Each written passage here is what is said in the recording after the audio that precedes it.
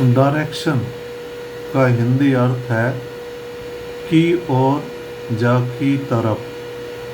Part 2।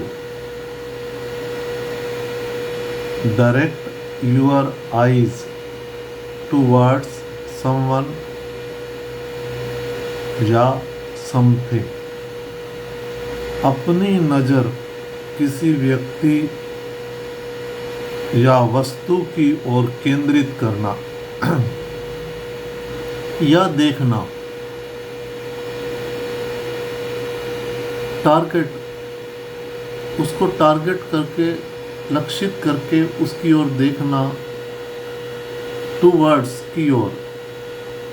Generally with the verbs of communication में ना कोई संचार हो रहा हो, जब हम कोई उसकी तरफ देख रहे हैं तो कुछ मतलब किसी भाव से संचार कुछ हम पहुंचाना चाहते हैं, कम्युनिकेशन करना चाहते हैं। परसेप्शन में ना धारणा, हमारे मन में कोई ऐसी धारणा है तभी हम उसकी ओर देख रहे हैं या उसको केंद्रित कर रहे हैं। ऐसी जो वर्ब्स यूज की जाती हैं कम्युनिकेशन के लिए और परसेप्शन के लिए, जो वर्ब यूज की जाती हैं उनके साथ मोस्टली एट प्रेपोजिशन का प्रयोग किया जाता है। जैसे स्टेयर एट मैंने घूरना, ग्लेयर्ड एट मैंने भी घूरना, ग्लेंस्ड एट मैंने नज़र डालना, लंज्ड एट मना झपड़ना, झपड़ना, एम्ड एट मना निशाना लगाना, वेव्ड एट मना हाथ हिलाना, येल एट मना चिल्लाना, लाफ एट मना हंसना, गेज्ड एट मना देखना या निहारना। तो ऐसी वर्बों के साथ हम जो कम्युनिकेशन कर रहे हैं, जो संचार दूसरे को केंद्रित कर, दूसरे की ओर जो देख कर लक्षित करके कम्युनिकेट कर रहे हैं, मैंने उसको इस परसेप्शन में धारणा रख के ही हम कोई चीज़ देख रहे हैं, ऐसी वर्बों के साथ एट प्रेपोजिशन का प्रयोग किया जाता है। स्ट्रक्चर, सबसे पहले सब्जेक्ट, फिर उसके बाद मेन वर्ब, फिर उसके बाद एट प्रेपोजिशन, फिर समवन या समथिंग जिसकी ओर हम देख रहे हैं, मतलब ऑब्जेक्ट। फॉर एग्जाम्पल, तुम मुझे ऐसे क्यों घूर रहे हो? Why are you staring at me like that? मतलब वो उसकी ओर देखकर उसको घूर रहा है। उसके मन में जो धारणा एक क्रोधित भावना की है, वो इस तरीके अपना कम्युनिकेशन मैसेज पहुंचाना चाहता है।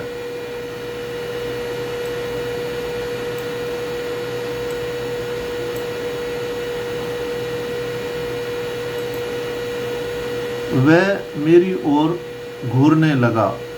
He stared at me. वह मेरी ओर घूरने लगा। दोनों कर्मचारी एक दूसरे को गुस्से से घूर रहे थे, लेकिन बोलने से इनकार कर दिया। The two workers stared at each other angrily but refused to speak. मुझे असहज महसूस हुआ क्योंकि अजनबी मुझे घूरता रहा। I felt uncomfortable as the stranger kept staring at me. जब भी हम कीप का प्रयोग करते हैं एज ए वर्ब के रूप में, अगर उसके बाद दूसरी वर्ब आ रही है तो वो जिरंड के रूप में प्रयोग होती है। जिरंड मीन वर्ब की फर्स्ट फॉर्म के साथ आईएनजी लगाना, जिसमें वो कंटिन्यूटी बनी रहती है। मुझे घूरता रहा। I felt uncomfortable as the stranger kept staring at me. मैं अपना उनको भाई कम्युनिकेट कर रहा हूँ कि वो जब मेरे को घूर रहा था मेरी धारणा अनकंफर्टेबल की बन रही थी। मेरा जो एक मैसेज उसकी तरफ जो घूरने का था, वही वो जो घूर रहा था, मेरे को एक मैसेज मिल रहा था कि मैं अनकंफर्टेबल महसूस कर रहा हूँ। तो इस प्रकार के वाक्यों के लिए हम ऐसे वर्बों के साथ एट प्रेपोजिशन का प्रयोग करते हैं। जब वह देर से आया तो शिक्षक ने उसे घूर कर देखा। The teacher glared at him as he came late.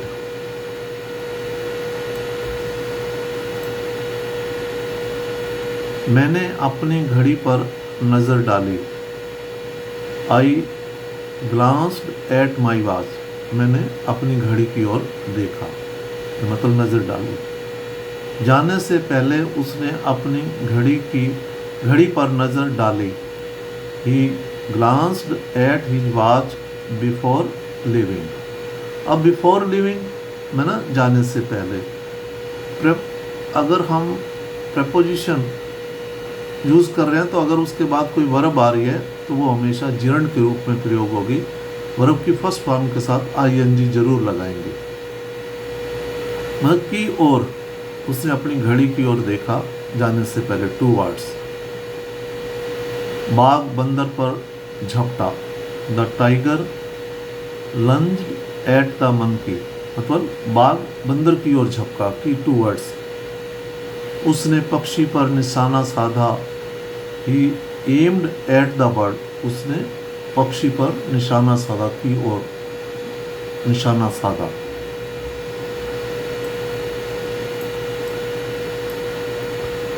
उसने भीड़ की ओर हाथ हिलाया। ही वेव्ड एट द क्राउड्स। मतलब उसने भीड़ को देखकर हाथ हिलाया की ओर। उसने प्रदर्शनकारियों पर पत्थर फेंका। He threw the stone at the protesters. मतलब उसने प्रदर्शनकारियों को देखकर उसके ऊपर पत्थर फेंका, थ्रू एट।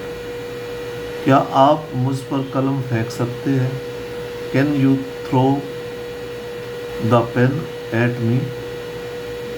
वह उस पर चिल्लाने की हिम्मत नहीं करता। He does not dare to yell at her। मतलब वह उसकी ओर देखकर चिल्लाने की हिम्मत नहीं करता, वो उससे इतना डरा हुआ था।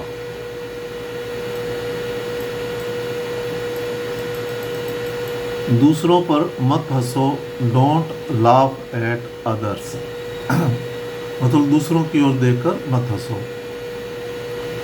उसने कमरे के उस पार से मेरी ओर, मैं 2 वर्ड्स, आंख मारी।